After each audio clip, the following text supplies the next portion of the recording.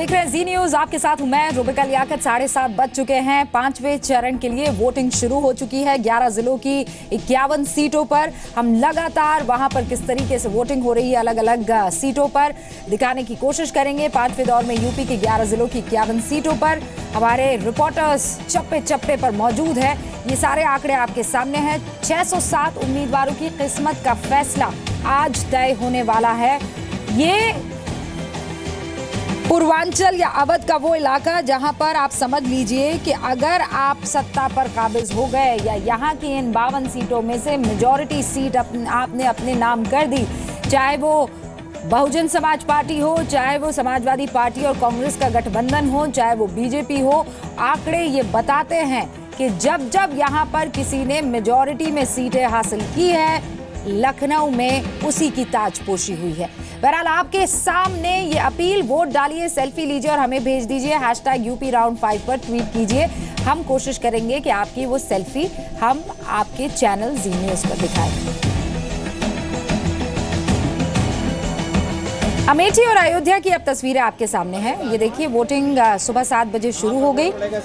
In fact कुछ ही minute पहले, 7 बजने से कुछ ही मिनट पहले वोटिंग शुरू हुई। और अच्छी बात और गजब की बात यह है कि लोकतंत्र के सबसे खूबसूरत पर्व में लोग बढ़ चढ़कर हिस्सा ले रहे हैं। सुबह सुबह देखिए 7 बजे अच्छी खासी भीड़ और कतार देखने को मिली। अयोध्या में साधु संत सूर्योदय के साथ ही इस प्रण के साथ कि पहले मतदान और उसके बाद जलपान आपको नजर आ रहा होगा अयोध्या में।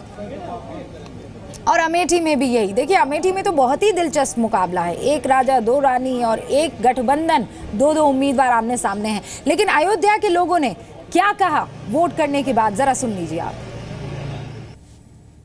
क्षेत्र में कुछ करना है तो जैसे अभी सुप्रीम कोर्ट ने ही एक आदेश दिया था जिसमें कहा था कि अगर आप वोट नहीं दे रहे हैं तो अपने जो उम्मीदवार हैं उनसे आप कुछ कह नहीं सकते हैं, सरकार से कुछ कह नहीं सकते हैं। सरकार से कुछ करवाना है तो पहले अपने अधिकार का प्रयोग करिए और जो आपको समझ में आए उचित उम्मीदवार उनको आप वोट करिए।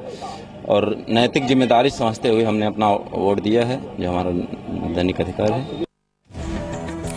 और दूसरे स्टूडियो में मेरे सहयोगी विद्यानाथ झा मौजूद हैं। विद्या, दोनों खबरों पर नजर बनाए हुए हैं, जमाए हुए हैं, एक तो ऑस्कर्स पर और यहाँ के वोटर्स पर, यहाँ के डेटास पर। विद्या, क्या डेटा है यहाँ की सीटों को लेकर?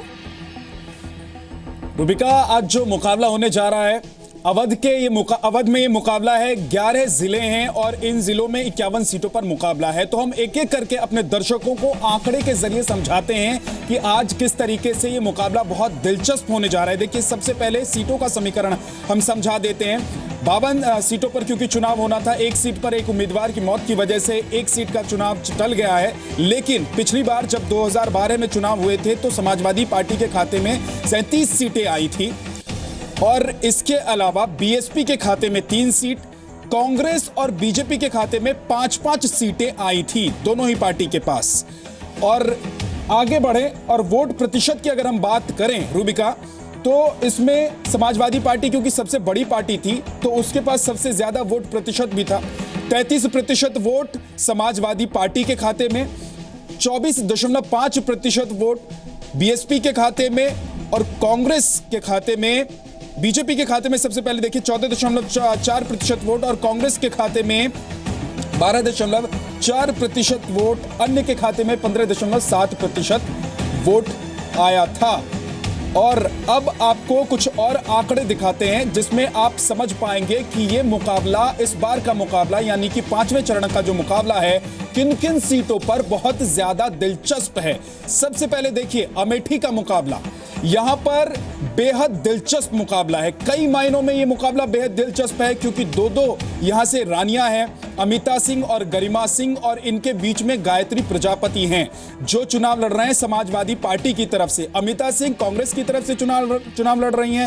हालांकि आपको बता दें कि समाजवादी पार्टी और कांग्रेस के बीच में गठबंधन है, लेकिन क्योंकि अमिता सिंह ने कहा कि पिछले 1.5 साल से वो चुनाव की तैयारी कर रही थी, इसलिए वो यहां से चुनाव लड़ेंगी, तो वो मैदान में है। कांग्रेस ने उन्हें टिकट दे दिया है। गायत्री प्रजापति पर रेप के चार्जेस हैं, वो इस यहां से चुनावी मैदान में है। गरिमा सिंह जो दूसरी रानी है वो यहां से चुनावी मैदान में है। लेकिन एक दिलचस्प बात यह भी है कि सबसे पहले अमिता सिंह 2002 में जब चुनाव जीतकर आई थी तो वो बीजेपी के टिकट पर चुनाव जीतकर आई थी। उन पर पहले पति की हत्या का भी आरोप लग चुका है।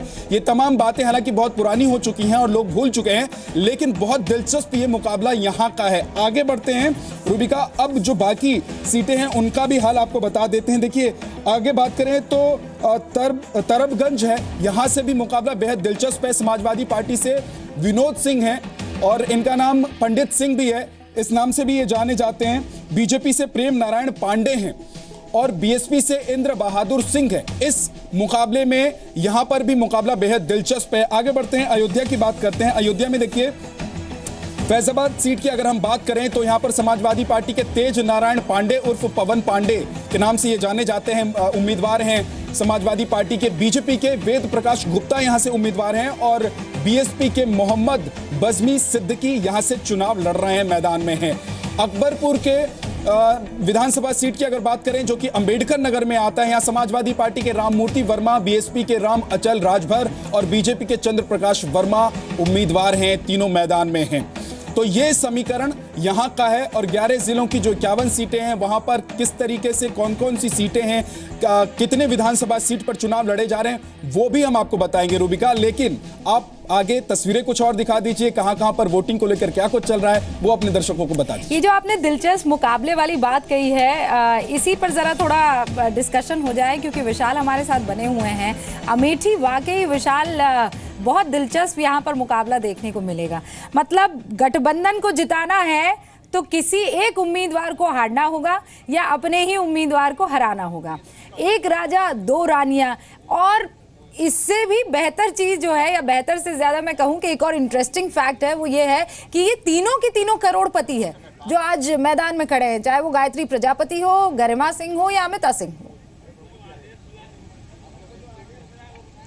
बिल्कुल रूबिका, और अमेठी पर ही सभी की निगाहें हैं क्योंकि वहां पर एक राजा दो रानियां और इसके अलावा गठबंधन भी वहां पर दांव पर लगा हुआ है। क्योंकि चाहे वो अमेठी शहर की सीट हो, वहां पर समाजवादी पार्टी से गायत्री प्रजापति और कांग्रेस की तरफ से अमिता सिंह चुनावी मैदान में है। वहां की गौरीगंज विधानसभा है जहां पर सपा के भी उम्मीदवार हैं और दूसरी तरफ कांग्रेस के भी उम्मीदवार मैदान में हैं। तो इस तरह से अमेठी में फिलहाल ये गठबंधन तो वहां टूटता हुआ दिखाई पड़ रहा है, या इसे आप फ्रेंडली फाइट भी कह सकते हैं। लेकिन अमेठी पर सबसे ज्यादा निगाहें इसलिए हैं क्योंकि गायत्री प्रजापति जो कि अखिलेश सरकार में मंत्री रह चुके हैं, उनके ऊपर कई आरोप भी लग चुके हैं, उनको लेकर बीच में कई विवाद भी हुआ था। तो इसलिए अमेठी शहर सीट पर सभी की निगाहें हैं। दूसरी चीज, अगर हम संजय सिंह की बात करें जो कि कांग्रेस से राज्यसभा सांसद हैं, उनकी पहली पत्नी बीजेपी के टिकट पर चुनाव लड़ रही है गरिमा सिंह, तो दूसरी पत्नी अमिता सिंह कांग्रेस के टिकट पर वहां से चुनाव लड़ रही हैं। तो ऐसी स्थिति में देखना यह होगा कि अमेठी की जनता किस रानी को स्वीकार करती है या रानियों के अलावा किसी और को स्वीकार करती है।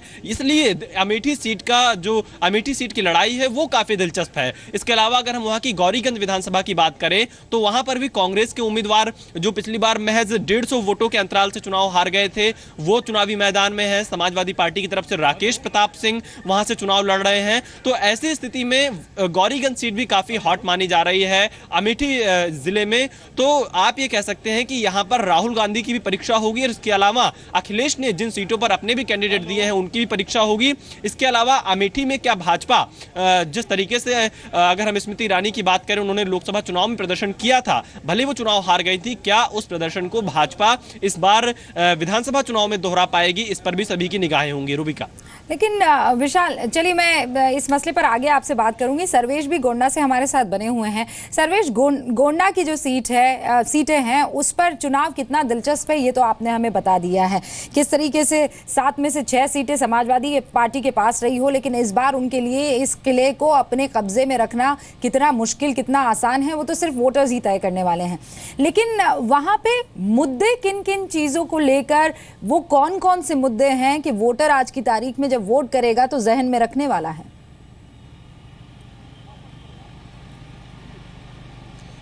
देखिए रुकिया, मैं आपको मुद्दे बताऊं उससे पहले मैं एक चीज और आपको बता दूं कि आपको मैं दिखाना चाहूंगा कि यहाँ पर सुबह से लोग आके लाइन में खड़े हैं, लेकिन इनकी जो अभी मशीन है वो नहीं चालू हो पाई है, जिसकी वजह से अब भी जो मतदाता हैं वो इंतजार कर रहे हैं। आप देखेंगे कि हमारे सामने एक मतदेय स्थल ये है, इसके बगल में एक मतदेय स्थल है, वहां पे भी लोग लाइन में लगे हैं। करीबन 5 ऐसे मतदेय स्थल है इस बूथ पर 19 में से जहां पे वोटिंग नहीं शुरू हो पाई है, जिसको लेकर लोग नाराज भी हैं कि अब 7:45 बजने जा रहा है। आप देखेंगे कि यहाँ पे जो हमारे दाहिने तरफ है, यहाँ पे भी 2 मतदेय स्थल पे लाइन लगी हुई है और यहाँ पे भी लोग इंतजार कर रहे हैं।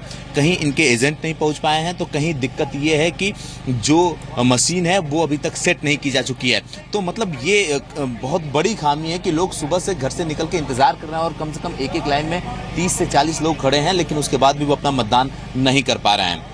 रुका, अगर अब मैं यहाँ के मुद्दों की बात करूँ तो बहुत बड़ा मुद्दा है। तो एक यहाँ पर ये है कि एल्गिन चसाड़ी बांध बना हुआ है, जिसकी कीमत करीब 12 लाख रुपए थी और वो अब तक 4 बार कट चुका है, जिसमें 100 ये मान लीजिए कि आप करीबन 90 लाख से ज़्यादा उसमें लग चुका है। और इसके साथ ही हर बार वहाँ जब भी बाढ़ आती है तो कई गांव प्रभावित होते हैं जो बर्बाद हो जाते हैं।